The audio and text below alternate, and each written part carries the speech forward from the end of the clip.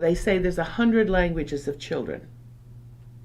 That's unique to the Reggio philosophy, that every child has 100 languages, that they can learn in all of these forms of expression, whether it's clay, whether it's paper making, whether it's dance, drama, musical instruments.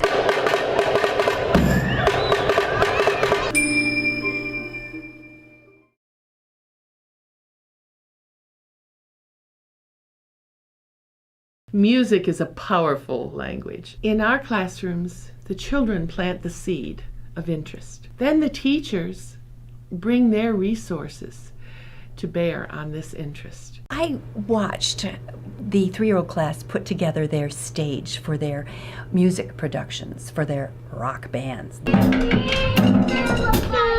Our afternoon class showed a great interest in music.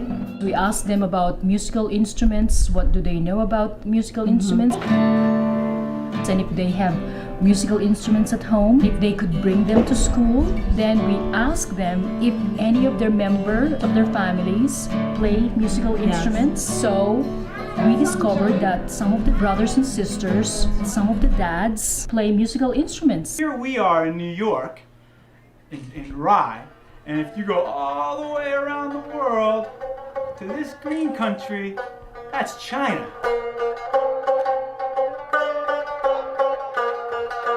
Does that sound funny?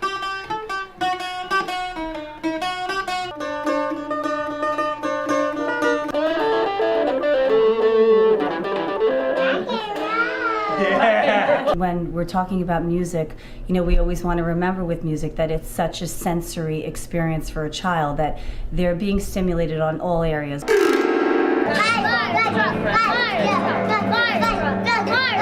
We were able to bring children in and parents in to actually hear the sound and get the real effect of the instrument.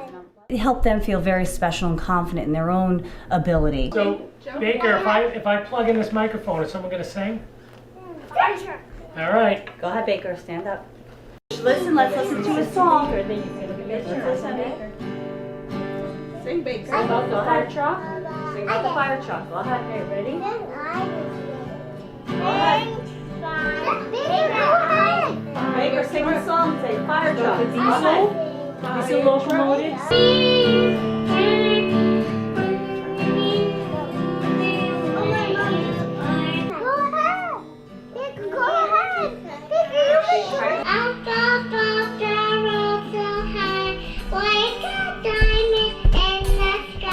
Okay, Ryan, go ahead. All right, Ryan. You're going to do it now? Okay, he's going to do it now. Go ahead.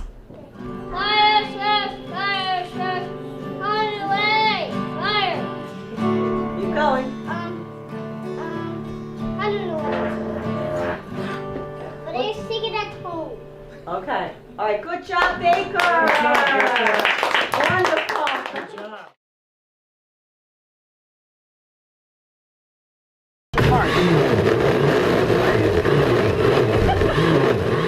We love to make paper at our PNS, from the 2s to the 5s. First they're tearing, which develops their fine motor skills. We're on to the next step. Right into the blender. They're adding water, Okay, do we need more? turning a blender on. Press with some... Oh, did you hear the noise? Yeah, try it again. And then they pour the pulp into a form. So you get in there, and we zhuzh it around. Press it in. Press. And they do the paper stomp, which is lots of fun for a 2-year-old. And they have to do these things in order. And we zhuzh it around. Press. Marching, marching, marching. Gentle rolling. All these experiences lay an essential foundation for later, more academic content.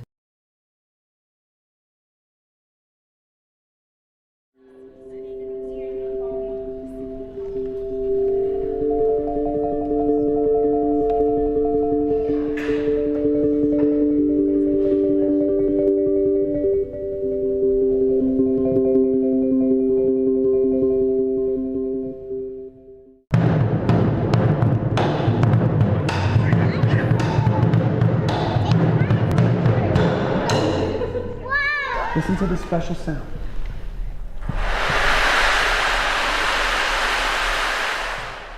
As young children experience the drum sounds from Mr. DiMaselli's program, the modern dancing, the step dancing. Raise your hand if you do dance.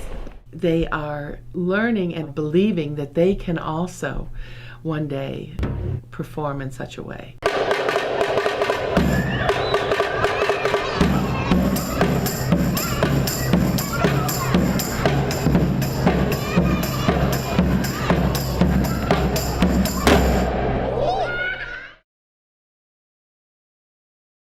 When Mr. DiMaselli came to do his drum program, children in the audience were part of the rhythm and the patterning that goes with percussive music. And that's the base for literacy and mathematical thinking. There's one. That is two. 2 and 1 is 3. I'm a flea. Math skills are learned throughout the day with everyone in our school. Counting snack, patterning beads, looking at numbers on a calendar. When teachers pick up an interest that a class might have, such as Mrs. Shamborsky and Mrs. O'Keefe picking up on the interests that children have with math, they can go deeper. We really looked around the first week of school and we noticed that the children are very interested in math. They were measuring each other in the block area, this measuring tape. So they would lie down on the rug and another child would measure them. From there we started looking around. We realized that they were learning math everywhere. They were learning math on the playground, when they were playing hopscotch. So we decided to have every child in our class make their own math stepping stone. We started to think of a way to bring the parents in to our investigation of math. And we asked them if they would come in for a parent day and create the garden stepping stones. First they made a plan for their number, and this was their 4, and then they added one-to-one correspondence with the stones on the bottom. Those stepping stones are now part of our new garden area, and the children play with them daily.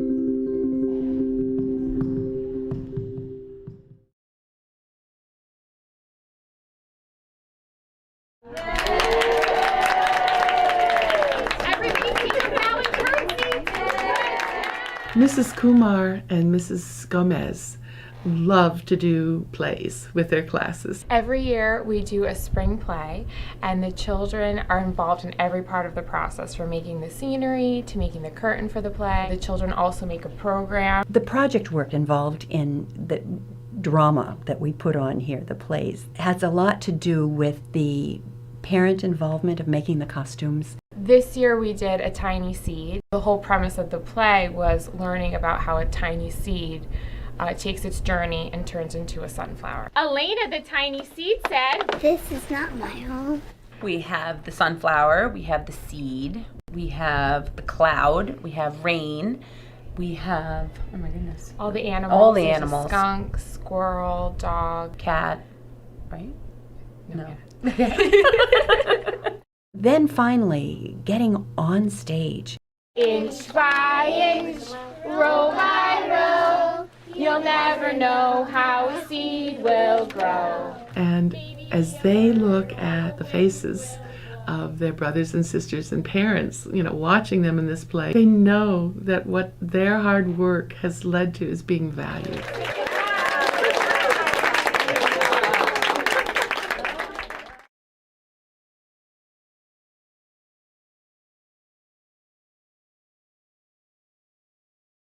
When a child in the 2s takes a beautiful piece of paper and scribbles, and it's put in a message box for them to send home to their mother, it's valuing that child's work. You can teach a child how to read. You can teach them the ABCs and the 1, 2, 3s, and they can be reading everything on a page, but do they really understand what they're reading? Parents came into our 3-year-old classroom where Margaret and Shirley worked with children and just listened to their ideas and helped them to create personalized poetry. That's the beginnings of literacy. We work on things like sequencing before a child can actually even read, and that goes into play in the poetry where, you talk about the beginning, the middle, and the end. When these children are creating these poems, they're telling you a story, so that's pre-reading skills. We welcome you guys to our second annual poetry reading here, and Mrs. Sculte and Miss Liana's 3-year-old morning class. And the boys and girls have been working really hard on their poems. We have children who created poems about their grandparents, created poems about their moms and dads. Those parents were actually in the classroom hearing those poems from the children. I love my mom and dad. I love my mom and dad. I love my mom first, I love my mom first. my dad second. My dad second. I want to be with them all the time. I want to be with them all the time. Grandma likes to eat lunch with me. Grandma likes to eat lunch with me. I like to play with Grandpa's dusty toys in his office. I like to play with Grandpa's old dusty toys in his office. I just love them. I just love them. Toy cars. Star Wars. Star Wars. Planes. Planes. I love my brother James. I love my brother James. He is with me always. He's with me always. Good job, Sebastian. Good job.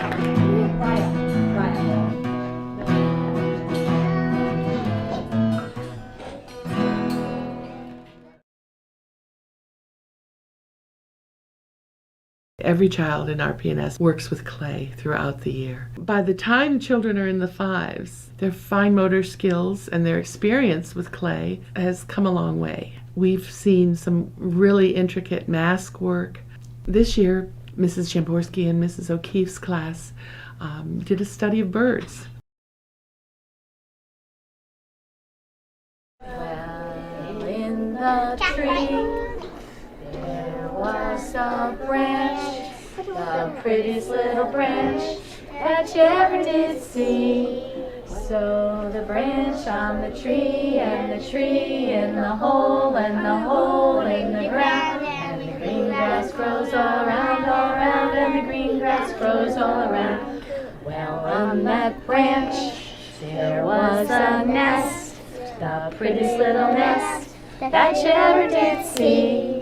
Well, the nest on the branch, and the branch on the tree, and the tree in the hole, and the hole in the ground, and the green grass grows all around, and the green grass grows all around.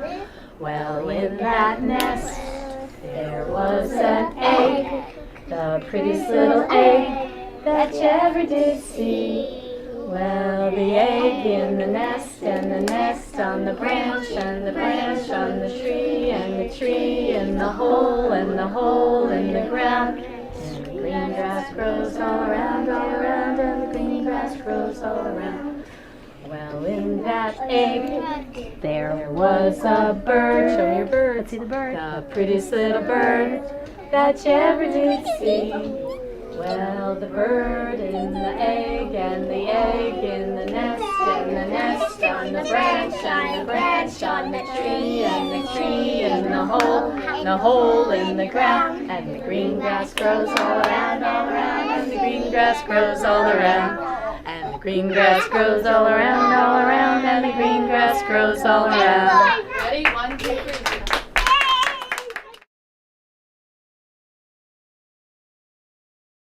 Being a Reggio-inspired preschool means that you have great faith in your children. After Baker, it's going to be your time, okay? Here he comes. You want to hear that beautiful song. Baker, turn around. Super power, with the power to read, is a push for fun, and a super story, as it wears super white, super rare, to the rescue. I like super white. I like super white. Me too. Baker, one more time. Sing it loud.